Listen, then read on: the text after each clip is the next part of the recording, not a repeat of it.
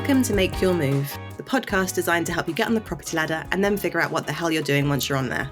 From deposits to mortgages, surveys to moving day, we can help. Make Your Move is brought to you by Really Moving, the price comparison site for moving home services.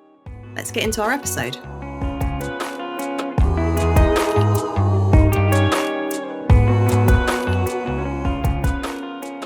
And welcome to the Make Your Move podcast. This week we are talking to Paula Higgins from the HomeOwners Alliance, who is here to talk to us about the things you need to ask when you're viewing a property for the first time. Welcome, Paula. Thank you. Would you like to tell us a little bit about the HomeOwners Alliance and your experience in the industry? Of course. So HomeOwners Alliance, we're a very popular property advice website. I set it up 10 years ago to give independent advice and services to buyers and sellers, because at that time it was very hard to get sort of basic answers to questions like how much should I pay an estate agent or how should I negotiate a property. So 10 years later, we have lots of really independent guidance that's being checked, and you can also come to our site to find things like compare conveyancing quotes, working with Really Moving and removals and that sort of lot. The first question really is, when you book a viewing, is there any research you need to do beforehand, or you just crack on with it? No, you definitely need to do research before booking a viewing. We are all very, very time poor, and you really don't want to be traipsing from place to place with looking at properties that are just not suitable and don't meet your needs, really. So the first thing I'd say is before you do your research, or as part of your research before you book a viewing, is really look at the property listing carefully. They're getting really much, much better. The floor plans are really important. And also to look at things like particularly if it's leasehold, if it's freehold, what the council's tax band is. And estate agents are being encouraged quite strongly to put more and more of this type of information up front so that you don't waste your time and going to view the property. There's also an awful lot you can find online. So you could find the last time the house had been sold or the property had been sold, at what price, what the neighbors are.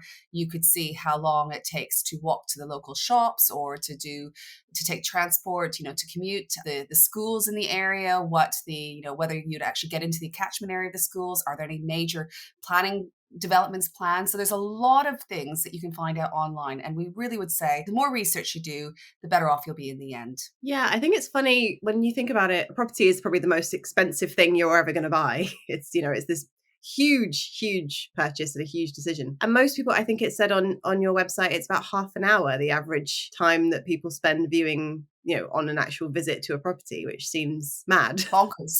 Yes, it is quite bonkers, really. But I mean, that'll be like the first visit, really. So we did always encourage people to visit a few times. But it's really tricky, especially if you're a first-time buyer, you haven't done it before, you feel a bit awkward going into somebody else's home. You've got an estate agent, putting pressure on you, saying there's another viewers. And all of these are sales tactics anyways, but really do not be rushed when you are viewing a property, and do go back, because you need to go out back as many times as for you to get enough information that you feel comfortable putting in an offer. And actually it can be life-changingly good, but also if you get it wrong and if you find out that it's not the right place for you to live in, it can be also an very expensive mistake. So we do say is, you really need to take care and do your viewings properly, but also be time efficient with your viewings. So one of our tips would be, make sure write a list of things that you want to look at or things that you think you should look at before you go, and try to tick that off while you're there. Yeah, definitely. I think it's so easy to I suppose you go in to get a feel for a place, right? You go in to see if it's a hard thing to try and get just from the photos on a listing. You want to get a feel for the place. And, sizes, I always think it's very hard to get a sense of space. Oh, yeah. And of course, because of the way that they take the photos anyways, you've got to see whether they've, maybe they've taken the photos and they've taken all the furniture out of the room and there's no place for storage.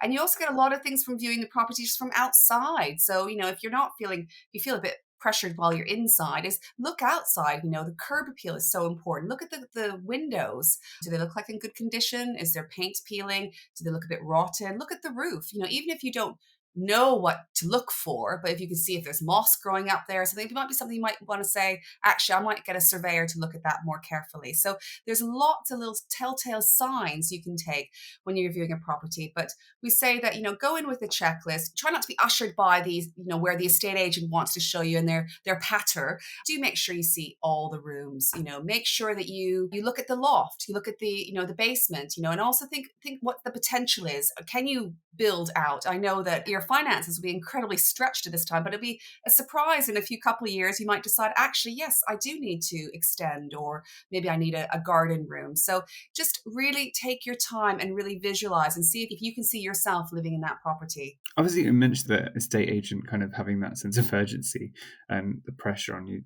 Do you have any like tips? Because I think a lot of people, especially first-time buyers, might feel a bit intimidated to just go where the estate agent wants you to go and like just take the time that they want you to take. Do you have any tips for maximizing your time and trying to counteract them kind of pushing you in a certain way? Yeah, I mean, it's just, always be polite.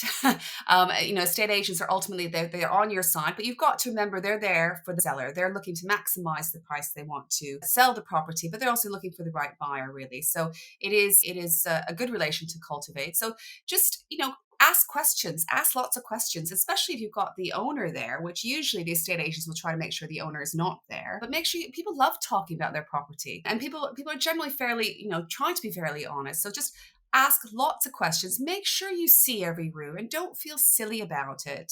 Say, look, I'd like to see the loft, or, maybe see my parents said I should see this. Another good piece of advice is maybe bring a friend, because if you've got two people, then you can kind of both play good cop and bad cop, really. So, one can maybe go wander off into a bathroom and turn on the tap to see if see what the water pressure is like, while the other's with the estate agent. So it's always like, another pair of eyes can also really help. Another piece of advice we'd always give is also, if you've got time, like, if you're standing outside waiting for the estate agent to come in, if you can strike up a conversation with a neighbor, brilliant, because they'll know exactly what's going on in the neighborhood.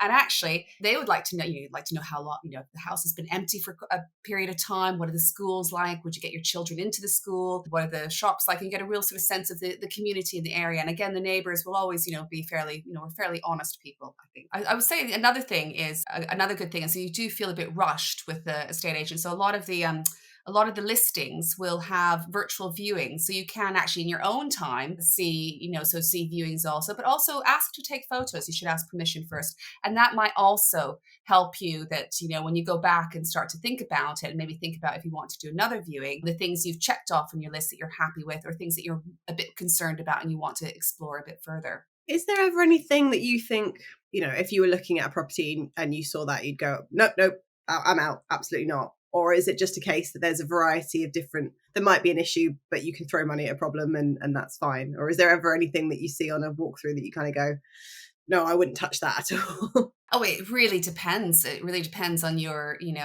propensity and your level of risk as well. Because, if it's a property that's very run down, you might think, well, actually, I could do it up and I will make money off, because people cannot be bothered doing it up. So I wouldn't shy away from decoration that's not suitable for you, or even if you've got some major work, if you feel that that's what you want to do.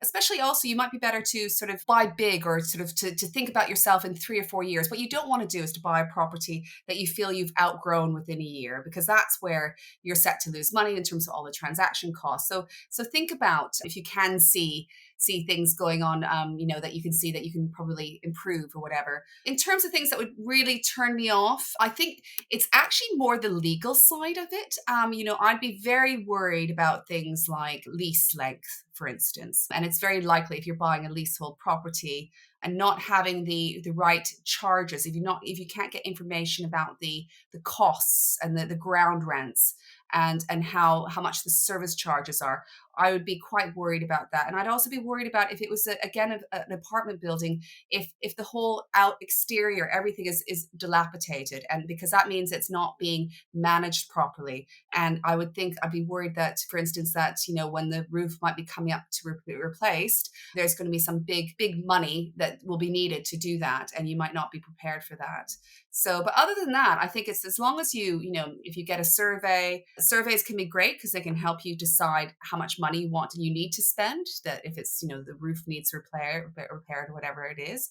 The other thing I would say that, is also to look at things that can't be fixed. So, if you go in and you think, well, okay, it's a beautiful property, but it's by a major road and that's going to really annoy you and you're worried about the air pollution, then it's never going to change.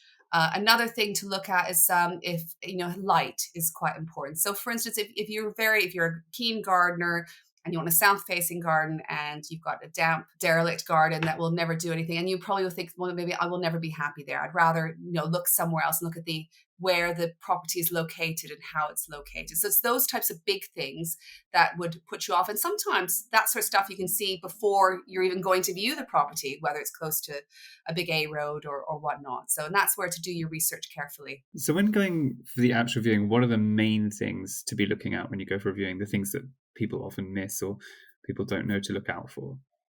Yeah, so I think the big thing to do is to go in with your checklist. So literally write out, even if you might not hold it to hand or whatever it is, but that will sort of keep it in your brain that you've got to look at things like look at the windows, look at the double glazing. Is there condensation? Windows are incredibly hard to replace. Well, not incredibly hard, but expensive to replace, and they can be quite cold. Look at the roof. Ask to see the boiler. How old is the boiler? Look at where the radiators are. There rooms without any radiators? Do you think it's going to be cold? Look at its cracks. So it might be sort of minor cracks, might be absolutely fine, but if they're major cracks, you might be quite worried. Smell, have a smell. Have they got lots of candles around? Maybe you're worried about damp. So these types of big sort of issues like damp, subsidence, and stuff that can be quite tricky. So it's looking at look at the size of the rooms. Are the rooms they'll be suitable enough for the way that you want to live in that? Of course, you can kind of chop and change, but ultimately the size of the property, if it's not going to suit you, look in cupboards, try out the tap if you can. So just, hold back and just really try to look at beyond the sort of the initial decoration and see if you can visualize that you're there. Look at the garden, look outside. One thing I would also say that I'd always be quite wary about, if a certain room has been painted and others haven't, what are they hiding? Look at things like if you can see underneath the carpets or the rugs or whatever. A rug might be sitting there but it would be sort of strategically placed, for instance, because it's hiding something, or sort of big tapestries on the wall. So just think about where you might hide your warts and all, really. I think one of the best things someone said to me was about visiting at different times of day. So for things like seeing the traffic or what it's like at night, if it's very different, if it feels less safe. But yeah, different, like traffic at different times. Yeah, it seems like a no-brainer, Yeah. Yeah. Yeah, no, it seems like a no-brainer, but yeah, definitely. And it's very classic that people, the estate agent will say, oh, it only take you so many minutes to, your commute or travel or whatever it is, into town, but go and do it at that time of day. Don't go and do it at 8 o'clock in the morning, see what it's like. If it's near a school, go during school time. You might find out you can't get any parking at all, and maybe that's an important thing. It's really important also because one of the things is, especially if you're feeling unsafe at night, or if there's a pub that maybe is wild at night, or maybe it's not at all. You don't know. It can go either way, really. So it is really important that, especially, and we'd always say that definitely most people will do at least two viewings before putting in an offer. Or, if you put in an offer and do a viewing, is go at a different time of day, purposely go at a different time of day. And, again, it's always good to bring a friend just to, get another pair of eyes on it. Sometimes people fall in love with the property in their heart, but you need to take a step back and think with your head, like, can you imagine living there day in, day out, and for you to do the things that are important for you, the journeys that you need to do? Yeah, I think that's brilliant. And I think it also sometimes, you set a scene. If you go on a lovely sunny day and everything seems beautiful and whatever, and then actually, I remember viewing a property with my mum when she was looking for a new place, and it was a beautiful house, and we'd walked past it many times, and it was lovely. And we went to see it in the rain, and you suddenly realize the full extent of the damp in the rain because it was just so cold and wet. And looking at these windows and just going, oh, on the outside every day when we'd walk past in the sun, you'd go, oh, that's lovely. And then you go, oh, no, Yeah. this is not Yeah. great. And estate agents know this as well. So, they'll give you bookings for 11 o'clock or whatever it is. But if you can go at night, it's a time, and it's, especially we talk about the aspect of the house, right? That, it's amazing. And one side of the street from another, it can feel like a very dark house during the day or maybe in the evening. And that's where I think getting out into the garden is really important as well. If there is a garden, or if there's a place, an outdoor space that's quite important for you, it is important to visit it at all times, because you'll be living there at all times of the day. So I think another way that people try and influence how the house feels is staging. Can you take us through a little about what that is and what it's used for in terms of viewing?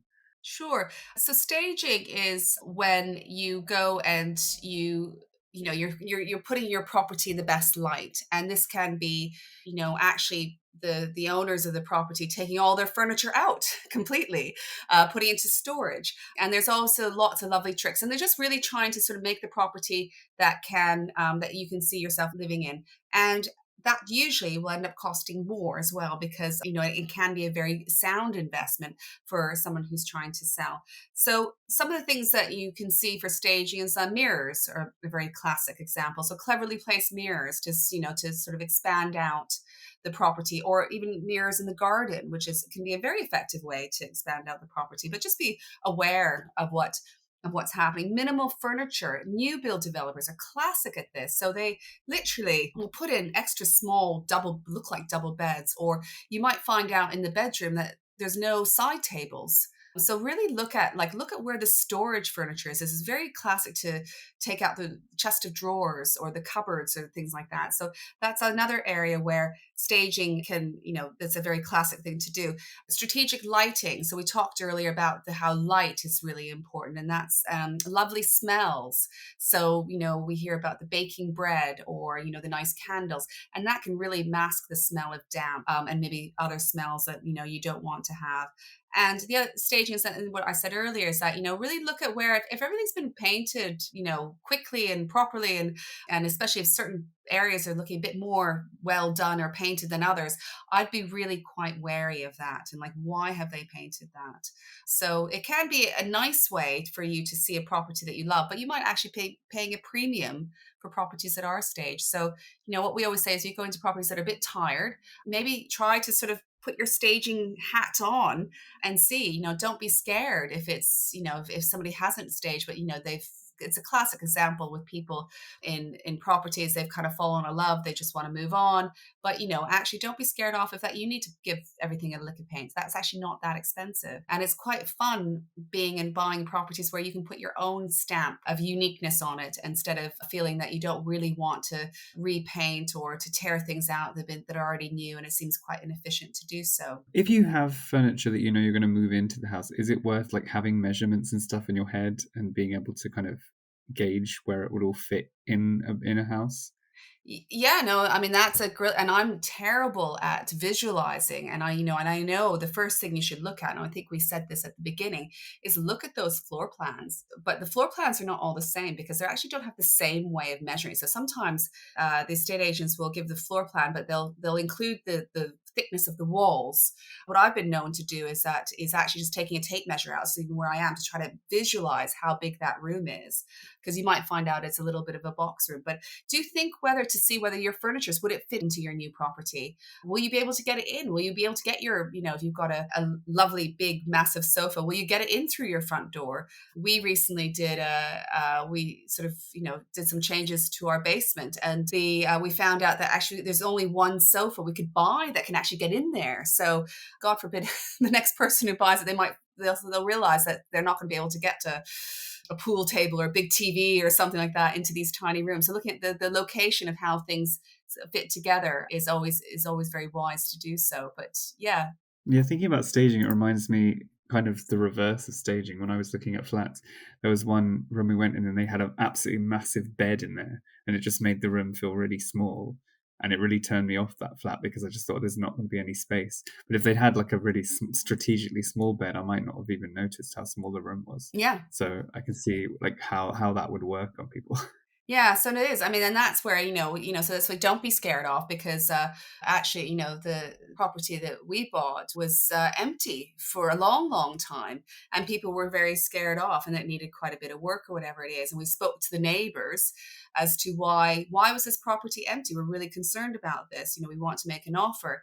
And it sort of transpired that actually the owner of the property was living elsewhere, was quite not a very nasty person, and kept sort of, pushing up prices and this and that. So it's really interesting to understand the history of the property, and to visualize what, we could visualize beyond the net curtains and the awful beige carpets and actually it might be quite popular now, or the way it was all done. It was like very quite naff, and it wasn't to our taste. But over time, you start to, then it becomes your own, and then you can put your own stamp of approval on it. So I would purposely pick a property where I could do some work on it, as opposed to something that is actually perfect, to move into. But it's people's own choices, and it's what is works for you. So, and that's why it's really good to do a checklist or something, so to remind yourself of what is it that's important to you. Is it the location? Is it that to make sure you've got rooms set aside for if you need to have a work from home or a playroom, or do you want an open plan kitchen? If it's not an open plan kitchen, surprisingly enough, it's actually not too bad to tear down sometimes an internal wall. So don't be scared by that. And doing that, actually, you could probably add quite a lot of value to your home, because the next people who are looking to buy might want that open plan kitchen. So it can be, you can actually spend to make more in the long run. Yeah, I think there's like looking past the staging and sort of seeing it as your own, and then, which, yeah, I'm not a visualizing person. I'm not very good at seeing. My husband's luckily quite good at that, but I haven't got the ability to like imagine a different color on the wall or anything like that. But you just kind of have to I'm go the with it same. first. I'm the same. But then, like you say, there's also the imagining yourself living there, and yeah, I think every time we've got a list on Really Moving as well, a checklist that you can kind of print out, and every time I think, yeah, water pressure, you said it. Like, I would never have thought to run a tap or run the shower, stink off and run the shower, or just to see. But that is something that would really impact your day-to-day life if it's rubbish. The same as, natural light and, Yeah. and access to things, or if you're, if you can't leave your house. Or mobile phone coverage. Yes. And yeah, Mobile phone internet. coverage is really important. Mm.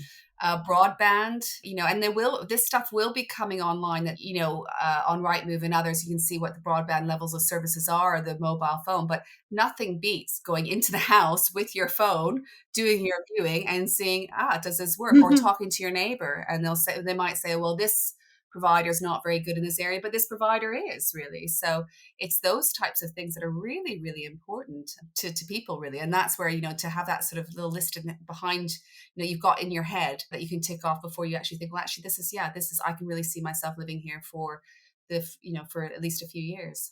That's the one thing I wish I had checked off when I viewed where I currently live, because we went to set up our internet the first day we moved in, and we realized that the people who lived here previously, or whoever, had painted over the socket for where you put the internet in. So we had to have them come in and like put a new one in the wall. So for about a week of living here, we didn't have any internet because there was no way to connect it. And if we'd looked at that before, we might have made a different choice. But obviously, luckily, things turned out. Yeah, because that's a good point, because things like electrics are really important. Like looking to see where the plug points are. They can be an absolute nightmare if you're in a place and, you've got all the tech that you want to use and you only have a few plug points. And, and rewiring can be a very expensive business, which is why it's always good to, wherever you move to, is to get a survey done of some sort, or, make sure that you're happy with taking that risk on of doing the work yourself. Yeah, I guess that's kind of the next point, is that, yeah, again, heart head, maybe you love it, but you've noticed there are a few issues. The next step would be to get a survey and sort of confirm if there are issues. Yeah, and surveys are, I mean, they can be very different from what people think about. We know that there's like, the RICS level 1, 2, 3, but they can also be sort of bespoke to you. So I think what we always say and what we have on our site is like, how do you find a surveyor? But, they're working for you. So we always say, don't go for the one that maybe is being offered by the mortgage lender or whatever. But, this is a building professional that is there for you. So make sure that, you see what kind of report they're going to give. They can be very different. So some will do lots and lots of photos. They'll take the photos of the roof and all that sort of stuff. But also make sure that you ask, if you're worried about a certain crack or you're worried about something, ask them that. And if you can, go and visit them if you're allowed to while they're there or at the end of their survey, so they can point out to you. We bought a property years ago and it was in terrible condition. Spent a lot, on the survey, and got a sort of program of works out of him to say, okay, I know I need to do all this stuff. And at the end, I was like, do you think we should still buy this property? And it had damp and all these different things. And he said, actually, I think it's quite a good deal because it's in a good location. It's fundamentally good location, fundamentally good transport links.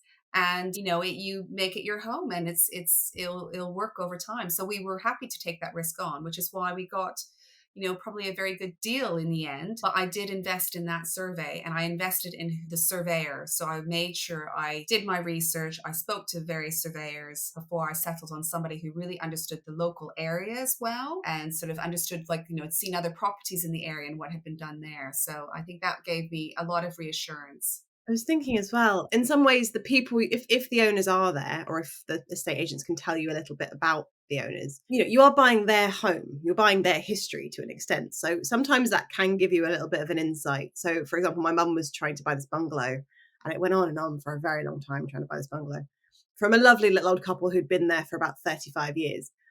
And the guy was very much that he wanted to fix everything himself and he would look after it and whatever. But actually, you realize when you've been there for so long and you're older and you can't perhaps keep up with it the way you would have liked, when the surveyor went in, he just went, oh, I'm not like for a single older lady buying by yourself, like this is going to be years worth of work that they've tacked on bits here, or they've tried to plug this up there, or they've tried to make do and mend, and actually it's worse off because they didn't do it earlier and didn't do it properly. And I think you kind of find, there's been other houses where we saw where, the guy went, oh yeah, I know a builder mate and we've kind of dealt with it. And you go, oh, where's the paperwork? Like, Yeah. So I really feel like you're buying their home, you're buying their history of how they've looked after their home as well. Yeah, which can be quite dangerous. But I would say that I thought you're going to go down the route that, people quite, thinking, oh, well, a seller, like I'm going to buy their home and I'm going to get a nice price for it, whatever. And unfortunately, that doesn't seem to happen because they're trying to buy the next home. But we always encourage, estate agents really hate this, but we always encourage, if you can, to, try to have a relationship with the seller, because for a lot of people, if they understand your story, and we know that 1 in 3 property transactions fall through, and there's lots of whispers and lots of, things happening. But if you've got a direct relationship with that buyer, that seller, it does make things a little bit easier, really. And that's why also that, when we bought our home, we knocked on the door of the neighbor and started chatting to her and thought, okay, is this interesting? This is an interesting house. Why is this? And that's, it's so much insight. So don't be so English about it. And, just go and do your research and chat to people, chat to the local neighborhood. And, yeah, but in the case of this, like, yeah, the bungalow, that's very classic. That, and and also, if you don't have the paperwork, everything takes a lot longer as well, really. So, which is why, again, another thing, which I'm sure Really Moving say the same thing, is like making sure you get a conveyancer on day one, and the likes of making sure that you get the legal work done properly, and that you actually read and speak to your conveyancer about any issues you may have and any red flags they give. Is just listen quite carefully. And we see people going full speed ahead saying that's it, that's the only house, and perhaps maybe it falls through, then 6 months later they're so happy it's fallen through. And also the other thing is that it's very classic that maybe not so much at the moment now, it's more of a buyer's market, but people are absolutely gutted to miss out on a house. They're looking for a certain house in the area, but many times it can actually, that buyer could have fallen through, and then they'll come back to you and say, oh, you still interested in it. So there's different houses for different sorts, and I think we all adapt to things, and we're probably quite happy with where we end up and not think about the what ifs. What if I didn't got that house, or didn't get that house, or property, or that? Oh yeah, I'm sure there's a lot of, I definitely, one of ours fell through and I was so grateful because it then transpired that it had so many issues. And I think that probably happens to a lot of people. But I thought it was interesting saying that, we do try and, we want things to be quicker. We want them to be sort of automated a little bit more. But actually so much of the buying process is a bit more personable. It's calling and speaking to your conveyancer. It's calling and speaking to your estate agent and checking in. Yeah. And if you'd spoken to that neighbor and she was absolutely horrible, it might have changed your mind about whether you wanted to buy that house. Yeah, no, neighbors can be a nightmare, really. So, and that could be an easily a way thing to move. But it's a pity, because I think that if we had more, and we're campaigning to have more upfront information, and that's why it's great. We've got so much more online. Is that you want to have, and one of the first questions you asked is like, what research you do before doing a viewing? Lots, because then actually this doesn't meet my top 3 criteria, or my top 3, that these are really important, then that's it. Okay, you can move on, really. So it's just really important to do your research and to really think in your head, what is important to you? And it's probably likely that you're going to have to do some trade-offs, because we're not all made of money. And, I'm sure we'd all love to live in Buckingham Palace or someplace, but, you might have to make that trade-off and move that bit further out, or think a bit outside the box, really. Maybe you need to have a flatmate for a while. We've done that in the past, or something that's maybe not quite, you can see there's room to expand and to do up and do things over time. So yeah, so you just really need to be a bit more sort of adaptable, really. It's not like buying a sofa or even a car. And it's also very much, I think it's the important thing is buyers beware, really. So it is, you get what you buy and you generally can't return it. And if you feel you've been missold, it's incredibly hard to make that case. You might get a few £100 in compensation, but if you miss that conveyancer told you about that big planning development of, a gazillion houses that's going over your green field that you wanted to buy, but they showed it to you and you weren't paying attention, that's it. You're stuck with that. So yeah, I guess that's why we like all our property TV shows, really, isn't it? So yeah, we've talked about all the research you need to do, like before and during the viewing. But after you've viewed a property, you really love it, and you've checked off all the things you needed to view. Is there still research you should continue doing after you've chosen somewhere? Well, I think if you put in your offer and you're feeling quite comfortable, and you have to think that the price you're paying is the price that you're happy with, really. So, I always think that, properties or homes should be for living in, and, don't think that you're going to make so much money or whatever it is. But I think that it's really important to get the legals right. So I think that's where, if you find out that you found your perfect property, but then you find out later down the line, or you didn't pay attention, that there's restrictions on it, for instance, maybe it's in a conservation area, maybe you won't be able to make those changes, or that there's the parking, you're not going to be able to park outside. So there's those types of restrictions, or that you might not be able to operate a business out of your home, or keep your caravan outside, or something like that. So I think those types of things are really, really important to keep an eye out, and some of that stuff won't come out till down the line. Another area that people don't think about, and this sometimes because estate agents might not know, the boundaries. So you think you've bought that, section of land as well, and you haven't. And now you're in a boundary dispute, which, was not the best way to start off getting on with your neighbors. So it's those types of things that is really, really important to look at the searches. Flooding is another example. And there's so much open data now on that you can find. And also the conveyancer, a good conveyancer will help you with that as well. So finally, what is your one best tip for people viewing a property? I would say my biggest tip, what I say over and over again, is when you're viewing a property is bring that checklist with you, because it's amazing how it's so annoying that you might have traveled somewhere, you've gone in, you think, actually, I'm really, really interested in this, but I haven't looked at X, Y, and Z, and of course you can go back and this and that, but just bring that checklist with you and just, tick off. Is there storage? What's the aspect of the garden? Look around with really sort of intelligent eyes, really. And yeah, no, it's a very exciting time.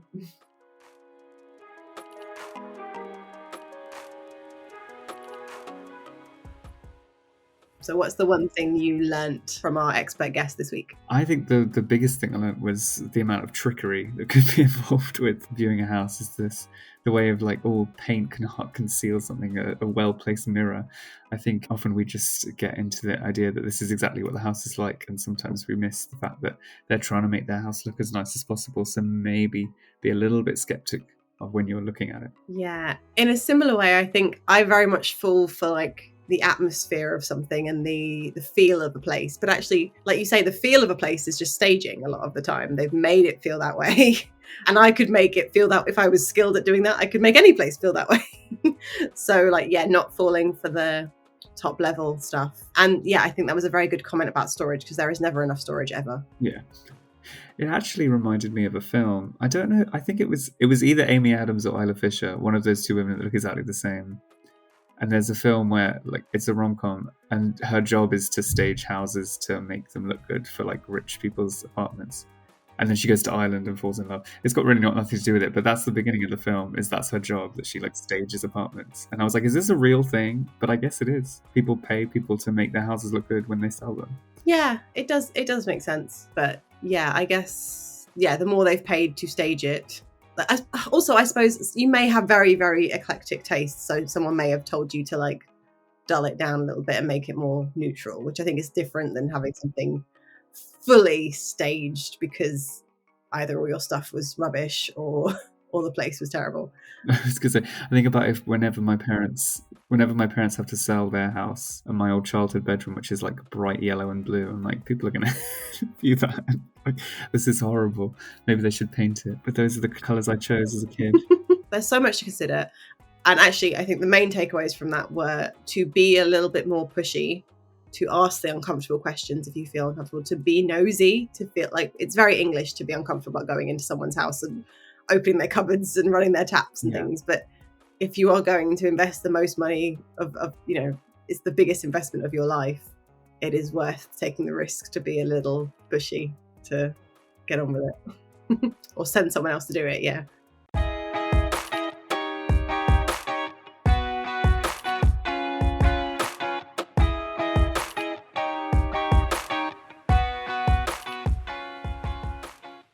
You've been listening to Make Your Move, the podcast here to make moving simple. We hope you found this episode useful, but as always, everyone's situations are different, so make sure to do your own research before making your move.